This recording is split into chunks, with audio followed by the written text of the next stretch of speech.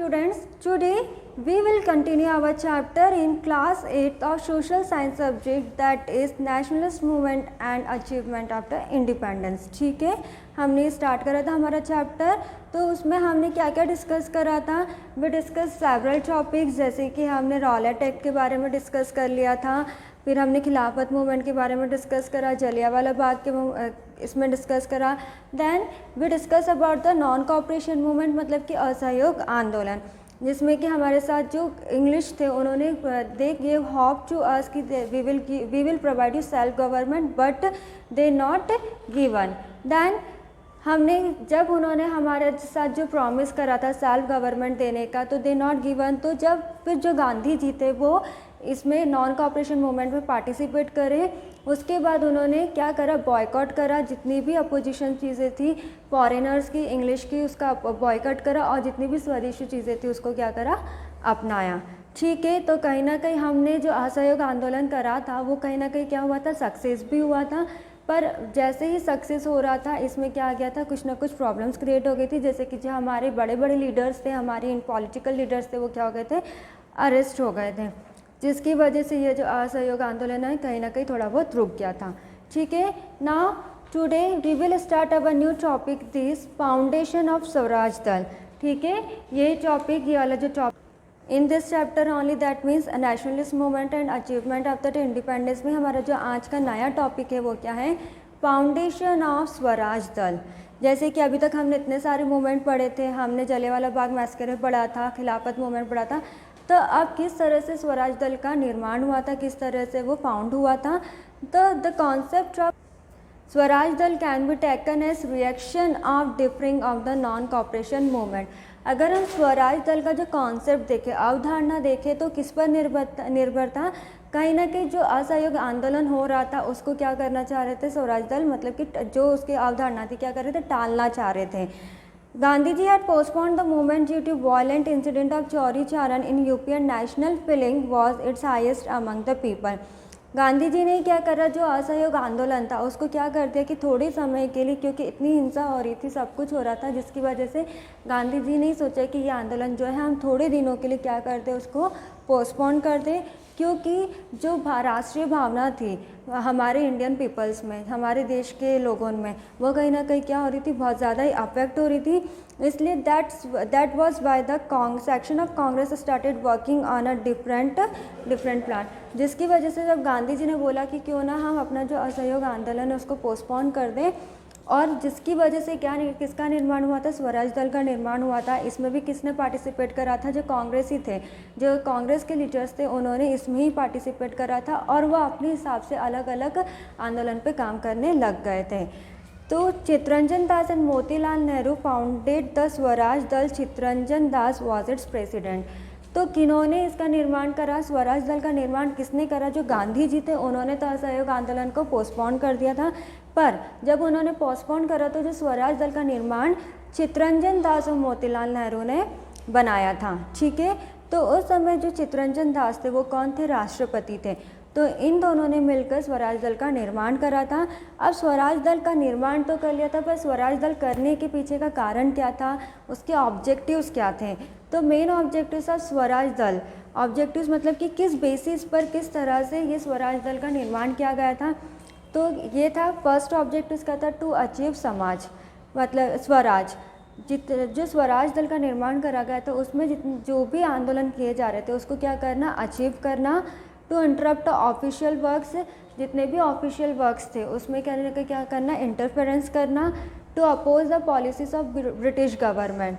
ये तो मुख्य कारण था कि जितनी भी पॉलिसीज ब्रिटिशर्स के द्वारा, ब्रिटिश सरकार के द्वारा भारतीय लोगों को दी जा रही थी उसका क्या करना, विरोध करना. क्योंकि कहीं ना कहीं इनकी वजह से क्या हुआ था, हमारा नॉन कोऑपरेशन मूवमेंट स्टार्ट हुआ था, और नॉन कोऑपरेशन मूवमेंट जब पोस्टपोन हो गया था तो इनकी वजह से क्या हुआ था, हमारा स्वराज दल स्टार्ट हुआ था. तो जितनी भी ब्रिटिश पॉलिसीज़ थी, British policies in the sense जितने भी फॉरेन गुड्स थे, जितने भी फॉरेन क्लॉथ्स थे, जितनी भी एजुकेशंस थी फॉरेन रिलेटेड, तो उन सबको क्या करना, अपोज करना, मतलब कि उनके अगेंस्ट जाना.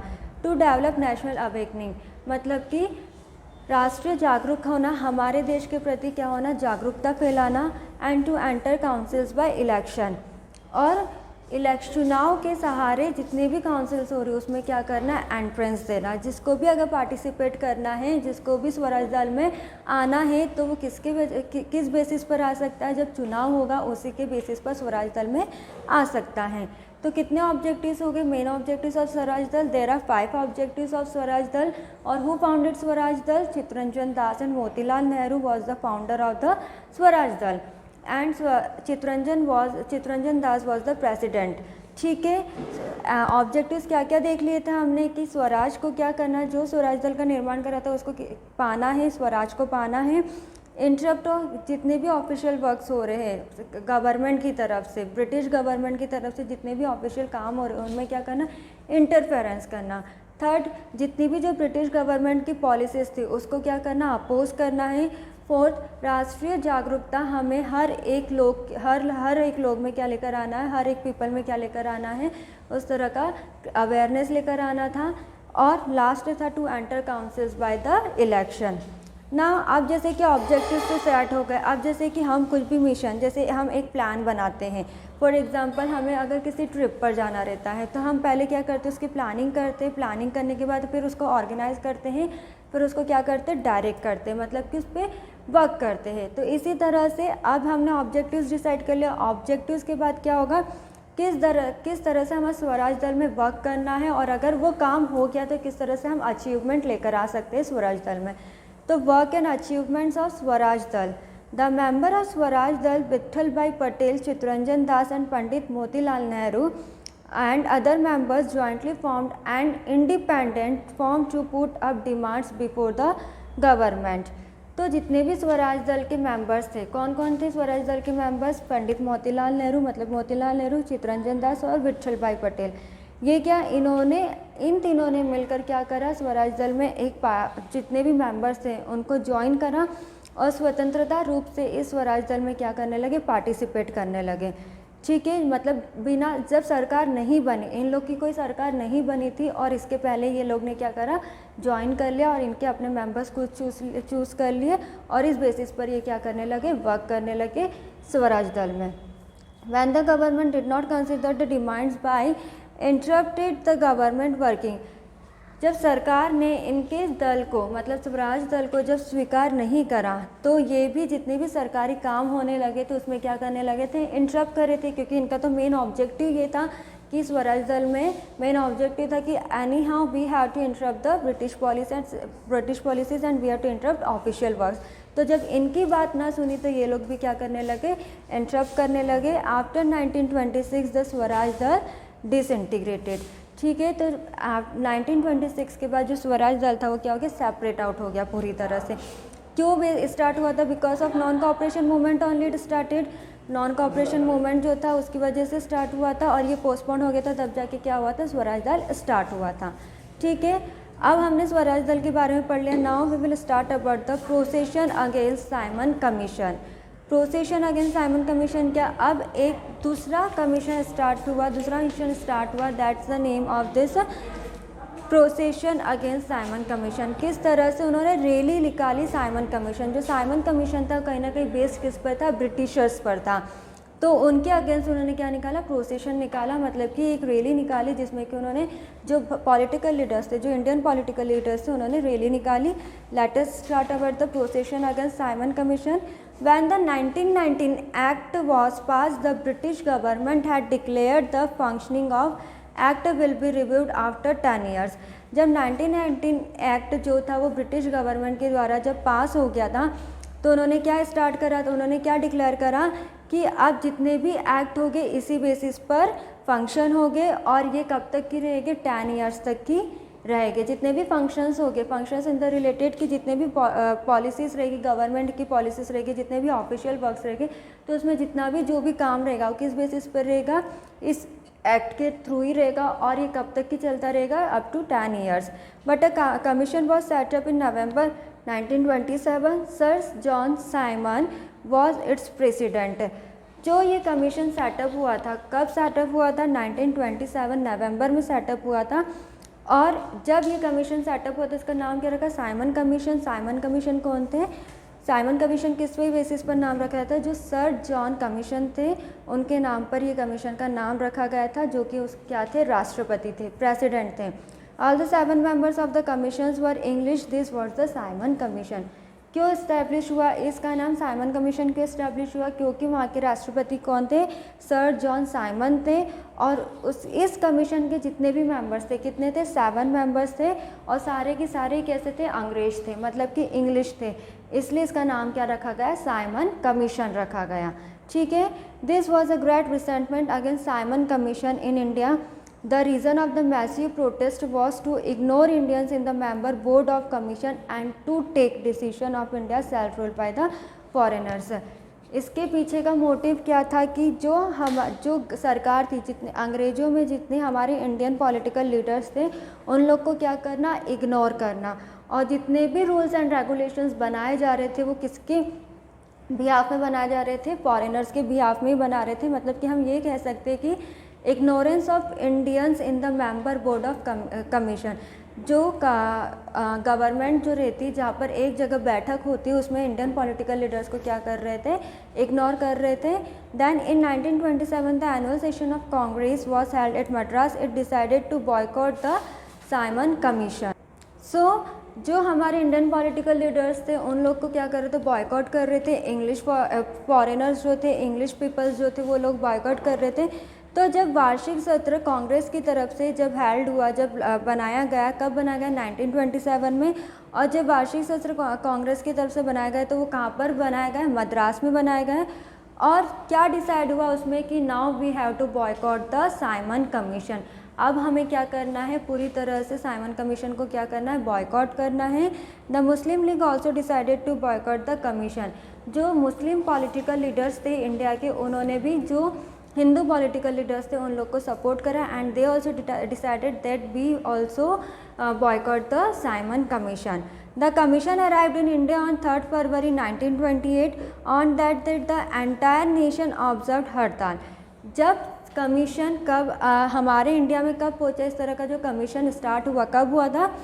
3 फरवरी 1928 में हुआ था। और उस दिन हमें ये देखने को मिला कि उस दिन पूरे राष्ट्र में, पूरे नेशन में, पूरी कंट्री में क्या था? हड़ताल थी। क्यों थी? Meetings were held all over the country to boycott the commission. There was firing at demonstrators in Madras and lathi charge at several places. तो हड़ताल क्यों थी? क्योंकि हमें क्या करना था? साइमन कमीशन को बॉयकॉट करना था। और जब मीटिंग ऑर्गेनाइज हो रही थी, तो और ये कहाँ पर हुआ था? साइमन कमीशन हमारे इंडिया में मद्रास में हुआ था। तो मद्रास में जब मीटिंग हो रही थी साइमन कमीशन को बॉयकॉट करने के लिए, तो अचानक से क्या हुआ? फायरिंग स्टार्ट हुई। और फायरिंग स्टार्ट होने के साथ साथ कई जगहों पे क्या हुए? लाठी चार्जेस भी हुए। किसों ने करे थे? इंग्लिश पीपल्स ने। The commission face massive protest, demonstrations and hartals wherever it went. Ultimately all over the country cry of Simon go back was raised। जब इतना सब कुछ हमारे इंडिया में हो रहा था रिलेटेड टू साइमन कमीशन में इतना सब कुछ हो रहा था, तो एक नारा ऐसा लगाया गया कि साइमन को क्या करना है? वापस से हमारी कंट्री से क्या करना है? भेजना है। तुम हमारी कंट्री में से क्या करो? जाओ, साइमन गो बैक। इसके नारे लगने लगे, इसकी आवाज़ उठने लगी। Punjab Kesari Lala Lajpat Rai was severely assaulted by the police. अब हमने हमेशा ये देखा है कि जितने भी मूवमेंट स्टार्ट हुए थे, जितने भी कमीशन स्टार्ट हुए थे, जितने भी मिशन स्टार्ट हुए थे, और जब ये कहीं ना कहीं हो रहे थे तो हमारे जो इंडियन पॉलिटिकल लीडर्स थे उसमें से बहुत सारे पॉलिटिकल लीडर्स क्या हुए थे? अरेस्ट हुए थे। तो जब साइमन कमीशन को बॉयकॉट करने की बात चल रही थी, जब लाठीचार्ज हुआ, जब फायरिंग हुई मीटिंग के दौरान, तो जो हमारे पंजाब के पॉलिटिकल लीडर्स थे, that means Punjab Kesari and Lala Lajpat Rai, Madras में वो क्या हो गए? बुरी तरह से पुलिस के द्वारा क्या हुए? असॉल्ट हुए। मतलब कि उन्हें बुरी तरह से क्या करा गया? बेइज्जत किया गया। He died due to the injuries inflicted on him by the police. जिसकी वजह से क्या हुआ? जो पंजाब केसरी थे, जब उन्हें इतना मारा गया कि जिसकी वजह से उनकी उसी दौरान क्या हो गई? डेथ हो गई। पुलिस की वजह से ही। In Lucknow Jawaharlal Nehru and Govind Ballabh Pant were among those who suffered blows of police lathis. और इसमें से जो कुछ थे, नेहरू जी जवाहरलाल नेहरू और गोविंद वल्लभ पंत, ये जो पॉलिटिकल लीडर्स थे, ये जो पुलिस की जो लाठी चार्ज कर रही थी उसमें बुरी तरह से क्या हो गए थे, घायल हो गए थे। During the agitation against the Simon Commission the Indian people once again showed their unity and determination for freedom. इतना सब कुछ होने के बावजूद भी जो हमारे एक इंडियन पॉलिटिकल लीडर्स थे पंजाब केसरी, उनकी साइमन कमीशन के दौरान डेथ हो गई। जो लाला लाजपत राय थे वो बुरी तरह से क्या हो गए थे, बुरी तरह से घायल हो गए थे। और जो पंडित जवाहरलाल नेहरू थे और गोविंद वल्लभ, वो भी क्या हो गए थे, पूरी तरह से लाठीचार्ज के दौरान वो भी इंजर्ड हो गए थे। पर इतना सब कुछ सहने के बाद भी जो यूनिटी थी हमारे देश में, हमारे देश के प्रति और आज़ादी के प्रति, वो कभी भी नहीं टूटी। और पूरे डिटर्मिनेशन के साथ में, पूरी आज़ादी के साथ में सब लोग ने क्या करा, सपोर्ट करा और कहीं ना कहीं क्या हुए, सक्सेस हुए। तो ये था साइमन कमीशन। साइमन कमीशन क्या था कि ब्रिटिशर्स जो थे उस पर बेस्ड था और उसको क्या करना था, बॉयकॉट करना था। Understood this much everyone about the Simon commission? So today what we discuss, today we discuss about two topics, that is Swaraj Dal and Simon commission. Swaraj दल क्या था कि किसने इसको फाउंड आउट करा था? Was the founder of Swaraj Dal Motilal Nehru and Chittaranjan Das was the founder of Swaraj Dal. Remember the objectives of Swaraj Dal. Swaraj Dal के objective क्या थे कि किस तरह से हमें स्वराज को क्या करना है, हमारे देश को क्या करना है, किस तरह से हमें अचीव करना है। हम किस तरह से ऑफिशियल वर्क जो ब्रिटिशर्स के द्वारा चलाए जा रहे थे, गवर्नमेंट पॉलिसीज़ जितनी भी चलाई जा रही थी, उसको क्या करना था, बॉयकॉट करना था, उनको अपोज करना था, उनके अगेंस्ट जाना था और हमारे देश के प्रति, हमारे राष्ट्र के प्रति क्या करना था, जागरूकता लेकर आनी थी। वर्क्स एंड अचीवमेंट्स देखा हमने स्वराज दल में, वर्क्स किस तरह से होता था स्वराज दल में, उसके अचीवमेंट हमने देखे स्वराज दल के। Then we discuss about the Simon Commission. Simon Commission क्या था कि ये 1919 एक्ट के बाद ये लागू हुआ था कमीशन, और किस पर लागू हुआ था, जो इंग्लिश के प्रेसिडेंट थे, that the name of the president is sir John Simon. उनके इस पर क्योंकि उसमें कितने मेंबर्स थे, 7 मेंबर्स थे और सारे कितने थे, इंग्लिश मेंबर्स थे, जिसका निर्माण क्या करा गया, साइमन कमीशन। जब साइमन कमीशन लागू किया गया हमारे भारत में, तो हमारे जो इंडियन पॉलिटिकल लीडर्स थे उन्होंने क्या करा कि इसको बॉयकॉट करने का सोचा। ठीक है, so today we completed our this 2 topic of this chapter. In next class we will start our new topic, that is civil disobedience movement. Thank you.